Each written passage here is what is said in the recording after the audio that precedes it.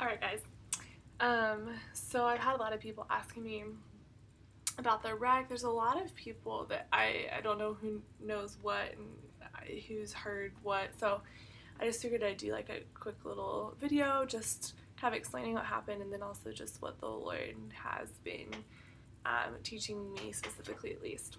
So a quick rundown. This happened about 2.5 weeks ago.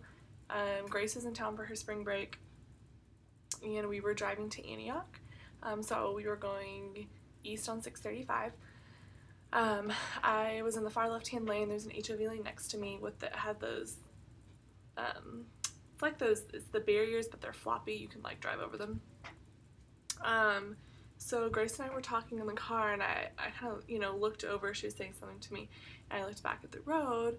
I was probably going about 70, and my car was slowly veering into the HOV lane. So I turned to stay in my lane, and I guess I overcompensated. I don't really know. And I just remember, it's so weird how your brain works, because it like literally time slowed down, and I like remember a lot of really specific thoughts. One of my friend's dad had taken his oldest daughter and me out a couple of years ago to practice driving on ice in Farmers Branch, and like him purposely trying to get us into a spin so we could practice like what do we do with him in the car. And so everything that he had been talking to me about, I was going through my mind, because I was like, okay, don't want to brake, I want to go, like I want to go into the turn, all this. So the first thing I remember was realizing that I was going to be hitting the concrete barrier on my left hand side. And so at that point, I truly thought we were going to die. Like, there was no question in my mind we were going to die upon impact. And I remember thinking, I was like, wow, this isn't the way I thought it was going to go. Like, I really didn't think I was going to die in a car wreck. And so I just let go of the steering wheel, and I was like, hey, this is going to be it. And I let go of the steering wheel, I ducked, threw my hand over Grace, and just kind of braced. So I know the car hit the median. It felt like it hit something else, but I don't really know. It kind of comes to a stop. I quickly like felt myself. I was like, my body parts. I didn't feel like anything was broken. My neck was already, I could tell, pretty sore. But I just knew it was just from the whiplash. I knew that nothing else was wrong. And I saw in my rearview mirror, I had like this huge bruise already from my seatbelt. And I look over at Grace. She's all in one piece, obviously hit her head, not feeling well. At this point, kind of going in and out of consciousness. So I just kind of assessed that like nothing was fully in like, I mean, it was an emergency, but like not life or death. And so one of my first thoughts was I need to turn off my car in case it explodes. So my keys flew out of the ignition in the wreck, so I had to hop my car for that. I had a wraparound scarf on. The scarf was off my neck. I was wearing flip-flops. My flip-flops were off my feet. Pretty quickly, two cars pulled up on the side of me. One of the guys was already calling 911.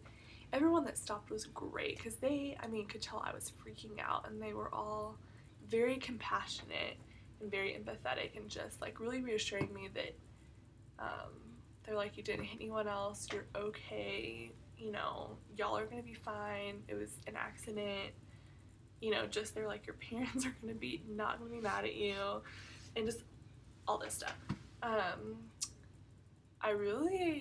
One of the first things that Grace and I both said is we were like, we're alive, we shouldn't be alive. And just, I know we both had just this really overwhelming sense of gratitude to the Lord just for sparing our lives, and just realizing how much of a gift that was. And then I just kept saying I'm sorry over and over again to Grace. There's something about driving and having a sibling in the car and knowing that you hurt your sibling, but then I think added pressure just being the oldest and just feeling this like sense of responsibility to your sibling. I don't know, I don't even know how to explain that. And even I felt that when I had to call my mom, of feeling like I had to go, hey, I'm your oldest child who has all this responsibility, or I put that responsibility on myself, and having to call my parents and tell them that what I felt like had failed them in taking care of my sibling. I don't know if that makes sense. That was a lot of what I was feeling, and both my parents were great about just letting me know that it was okay and it was an accident and they loved me and all of that. One of the guys that stopped to help us was an off-duty firefighter, and so he asked me if I was okay and then went straight to Grace and just kind of stabilized her, kept her talking, did a quick assessment of her. The firefighters got there, the ambulance, they got Grace up in the stretcher, they took us to Presbyterian. They pretty quickly took her to trauma, did a quick assessment. So once we got to the hospital, I didn't see her for probably about 2.5 or 3 hours. While we were in the car, I called Mr. Hayes. He and his wife met us at the hospital. I also called one of my really good friends from church from Antioch, and she let some girls know at church, and one of the girls met me up at the hospital. She's a nurse. So that was really awesome. And Mr. Hayes was keeping mom and dad informed. Elliot was also in town because going to his old church, so Elliot met us at the hospital. Anyways, it was just truly the grace of God that we are alive. And I was thinking yesterday, I'm going to pull it up. There's a Bible verse that came to mind. In Psalm 118:17, it says, I shall not die, but I shall live and recount the deeds of the Lord. And so that just being something that I know for both Grace and I, as each time we share the story of the wreck, going, the Lord spared us, and like truly pointing everything towards the hand of God and how He is sovereign. A lot of what the Lord's been doing in my heart prior to the wreck was just this reassurance of, I go before you. So even in the middle of the wreck, I'm going, He has killed everything He feels like will harm me. So knowing that like the wreck would scare me, but He knew it wouldn't kill us.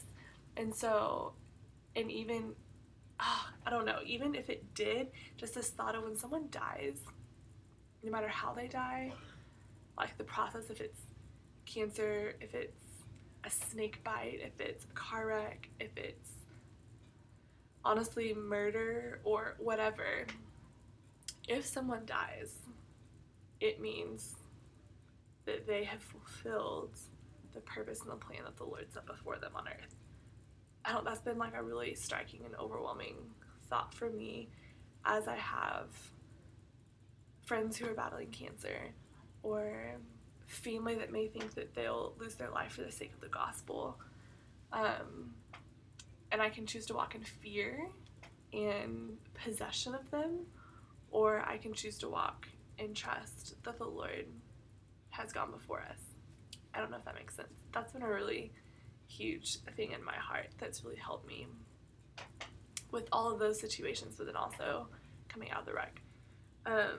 The other cool thing that I thought was cool was when we were at the hospital. I was waiting to get x-rayed, and anytime I was by myself, I just like overcome with emotion, and I just like wanted to sit there and cry, and just had a lot of fear. Part of it not knowing where Grace was or how she was doing, and then just the enemy speaking a lot of lies to me. And so I just kept singing the song Good Good Father under my breath, and the chorus is, you're a good good father, it's who you are, and I'm loved by you, it's who I am. And it says, you are perfect in all of your ways, you're perfect in all of your ways. And so it's just like proclaiming the character of God. And so I was just like quietly singing that song over and over and over again in my breath, and then just like I remember at one point just saying, Lord, you are good, you are wise, you are kind, you are worthy of praise, you are faithful, and just like speaking the character of God out. And that really just like calmed my spirit. Later, once Grace and I finally saw each other, and we were just kind of like processing what happened, what she remembered, what I remembered. Like, one thing I didn't know is that we actually hit a semi. I don't remember hitting the semi. That was the first thing Grace remembered hitting. But so I was telling Grace all this, and then Grace was like, well, when I was laying on the trauma bed, I just kept singing the song Good Good Father under my breath. And so I really feel like that's kind of an anthem almost, even of just of the season of saying that like he is a good father. And especially I think that was really good for me to sing because my dad was not able to be there with us. And just for us to sing to the Lord and go, you're a good father, and he is a good father, and he's there when my earthly father is not. So that was really reassuring to me. Other blessings, another family friend bought me a car. So, yay! I have a truck, a little Ford Ranger Sport. So I didn't have to get a new car. The Lord totally blessed me and provided for me in that way. Let's see, it is a stick shift, so I have been having to learn how to drive that. I think I've mastered it fairly well. I'm like super proud of myself. I've had multiple people give me money, and that's just been such a blessing. I was off work for a week. The Lord has just like provided above and beyond anything I could have ever imagined. What else? The week after the wreck, so the wreck happened on a Sunday, that Wednesday, I was already planning on kind of sharing a short version of my testimony with my life group. And so I did that, and then got about 25 minutes of encouragement from them, and I left with such a full heart of just seeing, I don't know, what the Lord is doing in me. And that was, I think I had questioned some of that for a while. And so it was just really good to kind of get confirmation with the Lord going, no, Beth, I'm doing a work in you, I'm doing something in you.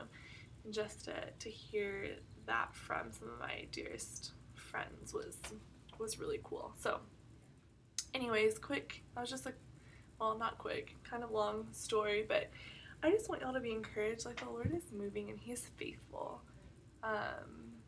He is so faithful. So talk to him. He loves to converse with us. He loves to let us in on what he's doing and on his heart.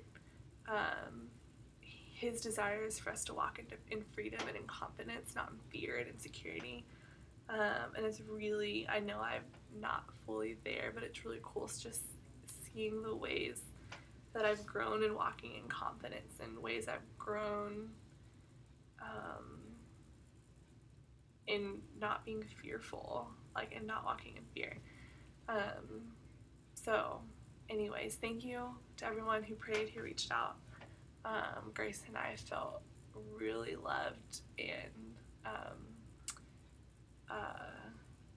what's the word I'm looking for? Covered. We felt very loved and covered during that time. So thank you, guys. I pray that y'all have a great week. Love you.